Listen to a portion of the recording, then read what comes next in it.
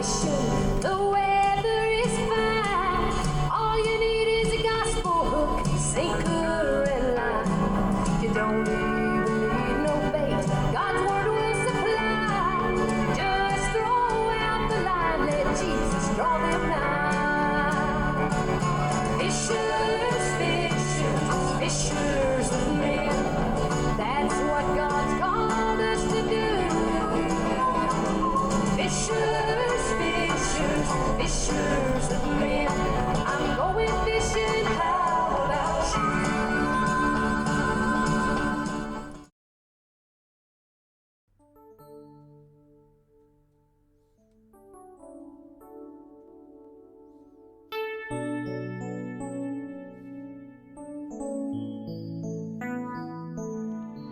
Isang mapagpalang gabi sa inyong lahat, mga ginigilig kong tagapakinig at sumusubaybay sa FOMHK Gospel Podcast.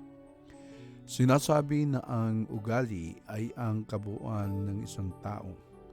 Maaring hindi ikaw may hawak sa lahat ng bagay tungkol sa iyong buhay.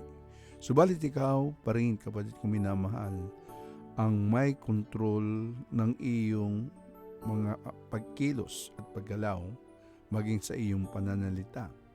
Ang iyong pag-uugali ay nasa ilalim ng iyong kapamahalaan or iyong pagkontrol sa iyong sarili. Sa Biblia ay binanggit ang salitang pag-iisip upang ipaliwanag kung ano nga ba ang kahulugan ng tinutukoy na pag-uugali, at ito'y higit sa dami ng pagkakataon na ginamit ang katagang ugali. So tandaan po natin na ang ating mga iniisip ang siyang humuhubog sa ating buhay at sa ating karakter. At ang mga kilos natin ang siyang humuhubog sa ating gawi. At ang ating nakagawian ang siyang humuhubog sa ating pag-uugali maging sa ating pag-iisip. At nagsisimula lagi ang ating pagkilos sa ating pag-uugali at pag-iisip. Sa sulat ni San Pablo Apostol, habang siya ay nakakulong doon sa Roma, ay sumulat siya sa iglesia sa Filipos. Sa Kabanata 1, talata 27, ganito po ang sabi ni Pablo sa kung ano ang dapat daw na maging pag-uugali na dapat taglayin ng mga mananampalataya noong mga taga-Pilipos. Ang sabi niya ay, kaya nga mga kapatid, pagsikapan ninyong mamuhay ng nararapat ayon sa magandang balita ni Kristo. So sinabi ito ni Pablo habang hindi siya nakatitiyak na makakabisita sa Pilipos. Binilinan sila ni Pablo na makabalik man ako sa inyong piling o hindi, makakatiyak pa rin akong kayo'y naninindigan sa isang diwa at sama-samang ipinaglalaban ang pananampalataya sa magandang balita. So anumang hindi inaasahang pangyayari, kabiguan o kahirapan ng ating maranasan, dapat tayong tumugon na taglay ang pag-uugaling gaya ng kay Kristo. Dapat tayong matibay na manindigan at makibaka para sa ating pananampalataya. Kung kaya nga't isinulat muli ni Pablo sa iglesia sa Filipos, Kabanata 2, talata 5, ang ganito, naway magkaroon kayo ng kaisipan na tulad ng kay Kristo Jesus. Let the mind of Christ be in you, sa wika pong Ingles. So tinatalakay po niya doon ang pagpapakita ng pagpapakumbaba at hindi ang pagiging makasarili sa mga kapatiran. So hinihimok din ni Pablo tayong mga mananampalataya sa Kabanata 5, talata 1 ng Aklat ng Epeso. Ang ganito, na yamang kayo'y mga anak na minamahal ng Diyos, tularan ninyo siya. So gaya ng mga anak na iniibig, nagayahin ang kanilang nakikita at ulitin ang kanilang naririnig, inuutusan din tayo na tularan ang modelo ng pag-uugali na pinakita ni Kristo at maging maliwanag tayo na refleksyon ng Panginoon. Ibig sabihin bilang mga mananampalataya at bilang mga Kristiyano, Dapat taglay natin ang ilaw ni Kristo. Nakikita sa atin ang Kristo na ating ipinamumuhay, ang ating sinusundan at pinanampalatayanan. Sapagkat pinanatili ni Jesus ang perpektong pag-uugali sa bawat sitwasyon, nananalangin siya para sa lahat ng bagay at hindi nababalisa para sa anumang bagay. At tayo din naman po mga minamahal ay dapat na hanapin ang gabay ng Diyos sa bawat aspeto ng ating mga buhay at asahan natin siya na isakatuparan ng kanyang perpektong plano para sa atin. Hindi kailanman pinanghinaan ng loob si Jesus o pinagtanggulman ng kanyang sarili. Ang kanyang layunin ay bigyang kasiyahan ng Ama sa halip na gawin ang kanyang sariling nais. So makikita po natin dito, minamahal kong kapatid kay Kristo, na hindi inuna ni Jesus ang kanyang pansariling naisin o gusto, kundi ang kanyang inuna ang anumang bagay o ang mga bagay na makapagbibigay ng kapurihan at kaluwalhatian sa Ama. So sa gitna ng mga pagsubok, siya ay naging matyaga. Sa gitna ng mga pagdurusa, siya ay puno ng pag-asa.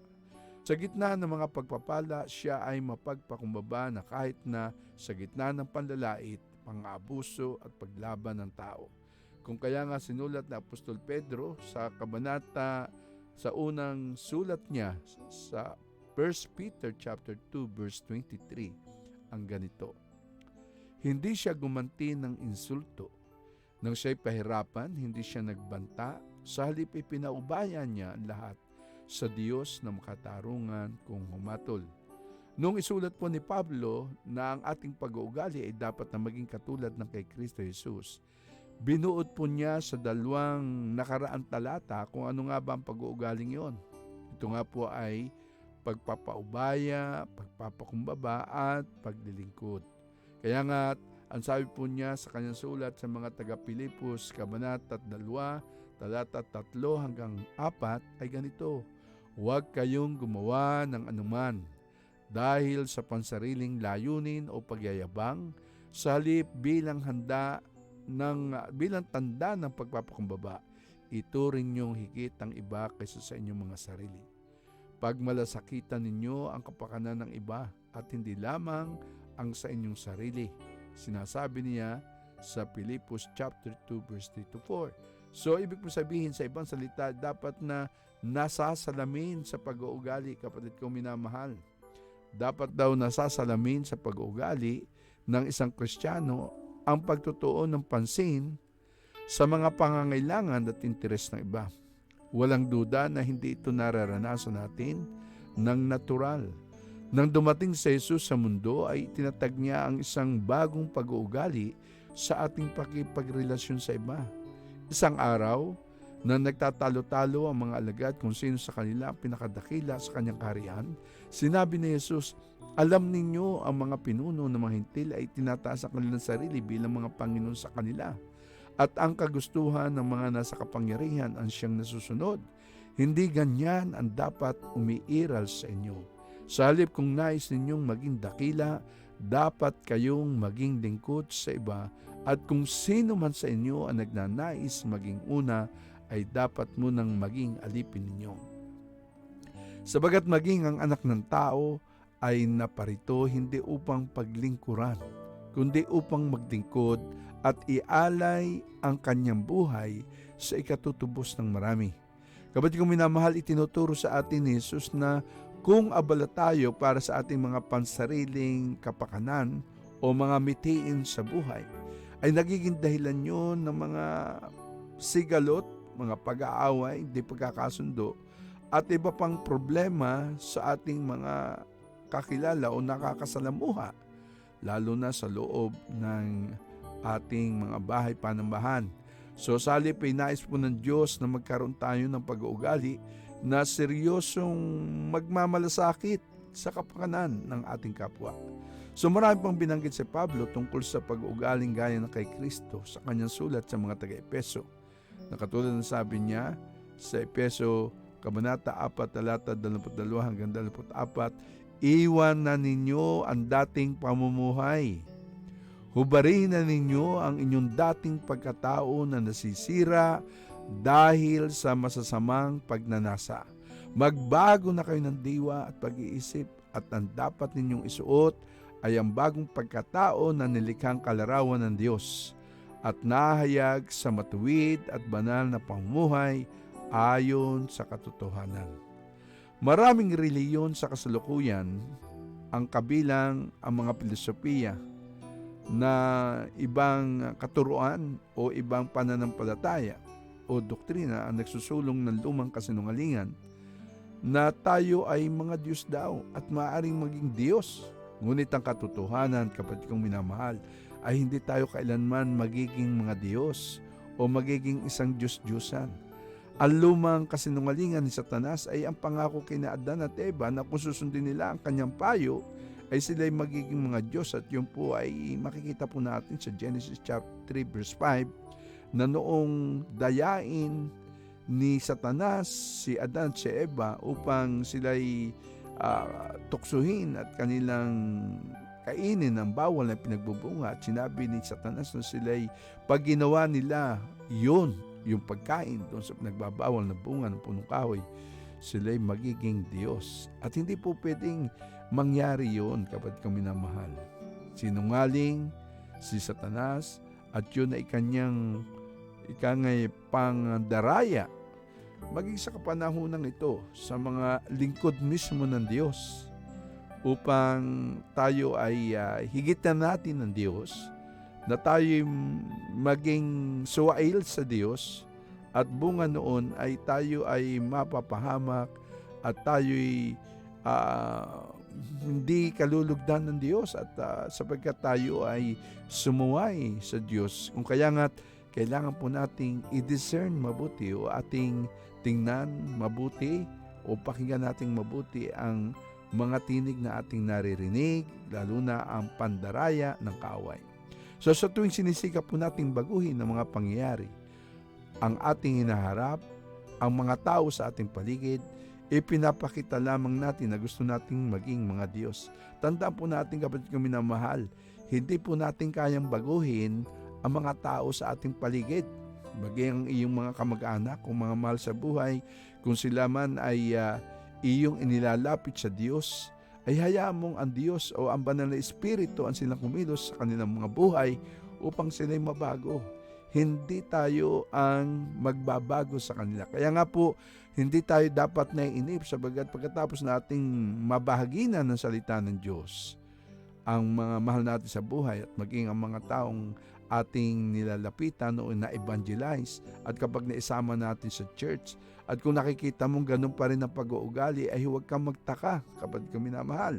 Sabagat ang pagbabago ng Diyos sa buhay ng isang tao, yan ay araw-araw. Kumbaga, hindi po yan nakukuha sa isang iglap lamang o sa loob lamang ng magdamag. Ang pagbabago yan ay proseso na ginagawa ng Panginoon at hindi natin alam, at wala po sa ating poder o sa atin mang kapangyarihan ang pagbabago ng isang tao. Hayaan po natin ang banal na Espiritu ang kumilos sa Kanya. Kung may mga tao tayong nais nating ilapit sa Panginoon para mabago ang kanilang pag-uugali, mabago ang kanilang puso, huwag po tayong magsawang manalangin. Huwag po tayong magsawang iluhod sila sa Panginoon, sapagat kapag sila ay pag kumilos ang Panginoon sa buhay po nila, magtataka ka na lang isang araw, kapatid ko, sapagkat makikita mo ang unti-unting pagbabago sa ugali at maging sa buhay ng mga taong inilalapit mo sa Panginoon. Kaya nga sa tuwing sinisikap natin silang baguhin, yung kanilang mga pag-uugali, ang kanilang pananalita o mga gawi, ay pinapakita lamang po natin na parbagang tayo na nga ang Diyos na may kontrol ng buhay nila. Hindi po, kapatid minamahal. Tangi ang Diyos lamang ang pwedeng magbumago sa buhay ng tao. At dapat din po nating maunawaan na bilang mga nilikha ay hindi tayo kailanman magiging manlilikha. Hindi nais ng Diyos na tayo ay maging Diyos At sa halip nais niya na maging gaya tayo niya sa kanyang pagpapahalaga sa loobin at karakter. Tayo ay itinalaga para iwan na ang dating pamumuhay, hubarin ang dating pagkatao na nasisira dahil sa masasamang pagnanasa at isuot ang bagong pagkatao na nililikhang kalarawan ng Diyos at nahayag sa matuwid at banal na pamumuhay ayon sa katotohanan. Yung po ang sulat ni Pablo sa mga taga-Efeso, Kabanata 4, talata 23 hanggang 24. At sa panghuli, dapat nating laging tandaan, mga minamahal na kapatid sa Panginoon, na ang pinakalayunin sa atin ng Diyos bilang kanyang mga anak ay hindi ang ating kaginhawahan, kundi ang ating pagbabago ng ating pag-iisip para maging banal. Makalakad tayo sa kalooban at kabanalan ng Diyos. Nais niyang lumago tayo sa ating buhay espiritual at maging kagaya ni Kristo. At hindi ito nangangahulugan na mawawala na ang ating mga personalidad o magiging tulad tayo sa mga walang isip na mga ginaya o di kaya ay mga kata o mga robot na ginawa ng tao. Ang pagiging gaya ni Kristo ay pagbabago ng ating pag-iisip. At muli sinasabi sa atin ni Pablo ayon sa kanyang sulat sa Roma, Kabanata 12, talata 2, huwag kayong makiayon sa takbo ng mundong ito. Sa halip, hayaan ninyong baguhin ng Diyos ang inyong pag-iisip upang maunawaan ninyo ang kalooban at sa gayoy magagawaan ninyo kung ano ang mabuti, kalugod-lugod at ganap na kalooban ng Diyos. Kalooban ng Diyos na magkaroon tayo ng uri ng pag-iisip na binanggit ng Panginoong Hesus tungkol doon sa salitang o sa kanyang sermon na ang kapamagat ay ang mapalad, na dapat nakikita sa atin ang bunga ng banal na Espiritu na sinasabi ni Pablo sa taga-Galacia, Kabanata 5, talata 22 hanggang 23, na ginagaya ang mga prinsipyo ni Pablo sa pag-ibig sa 13 kabanata ng Korinto at nagsisikap na hubugin ang ating mga buhay para magkaroon ng katangiang inilahad ni Pedro na isang buhay na mabunga at epektibo. Kaya kapatid kong minamahal, tulad ng ating sabi kanina, nasa sa iyong kontrol, nasa sa iyong pamamahala. Alam mo kung ano ang tayo mo sa Panginoon. Alam mo na may mga bagay sa buhay mo na dapat mong ipasakop sa Panginoon at ang pag-uugali natin, ang ating gawi, ang ating kilos ay dapat yung nasa kalooban o yung sinasabi sa atin ng salita ng Diyos. Kaya nga ating pakasuriin ang ating sarili, ating pakasyasatin ang ating puso. Tandaan po natin ang ating pag-uugali ay nagiging bunga kung ano yung ating iniisip. Sapagkat kung ano ating iniisip ay yun po ang siyang pinanggagalingan ng ating kilos at galaw. Kung kaya nga kung may mga bagay sa buhay natin na hindi talaga ayos pa at hindi naka-align sa salita ng Diyos, atin pong itong isuko sa Kanya. Ang maraming Diyos na mapagmahal, dakila at makapangyarihan, maraming salamat sa salita mong aming napagsaluhan sa gabing ito. Dalahin ko, Panginoon, na iyong patuloy na katagpuin ng iyong anak na nakikinig at nakinig. At hayaan mo, Panginoon, na patuloy niyang pakalimin na kanyang sarili sa iyong harapan. At kung may mga bagay o pag-uugali sa kanyang buhay na nais mong baguhin, malaya mo itong gawin, Panginoon, upang siya'y maging lingkod na magbibigay sa iyo ng kaluwalhatian. Sa pangalan ni Jesus. Amen. Ikaw lamang. Kahit kailan di ka nagkulang. Biyaya mo sa akin laging laan. Ang pag-ibig mo sa akin walang hanggan.